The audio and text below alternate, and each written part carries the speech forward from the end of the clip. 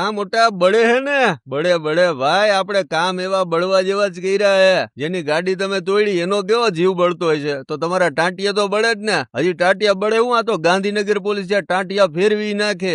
આ એ જ મહાશય હોય જેને ગાંધીનગરના કુડાસણમાં ધોળે દિવસે છરીઓ ઉલાડીને ઓછામાં પૂરું ગાડીમાં તોડફોડ કરી. જાણે આ લોકોને એવું હતું કે આ વિસ્તારના તે ડોન થઈ ગયા. હવે ગાંધીનગર એટલે આપણું ભાટનગર કહેવાય. ત્યાં સૌથી મોટી સુરક્ષા હોય ને તે ગાંધીનગરમાં આ લોકો એવો આતંક મચાવી દીધો ને કે લાગે કે કોઈ સુરક્ષા વ્યવસ્થા જ નથી. પછી ભાઈ ગાંધીનગર પોલીસ જાય ગયો અને ઉપાડી જ લીધા બધાને. દોયડે બાંધીને જાહેરમાં ઉઘાડા પગે જો કેવા ફેરવા તો ખરા. ઉઘાડા પગે ફેરવા તો પગ એવા બળતા હતા ને કે પગ નીચે મૂકી નહોતા શકતા.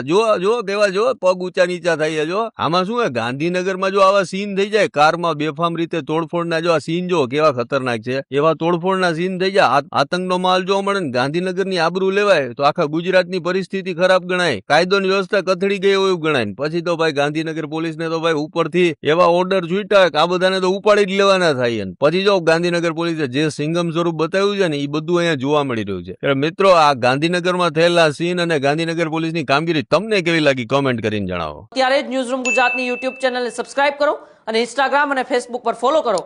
અપડેટ રહો, સત્યની સાથે રહો.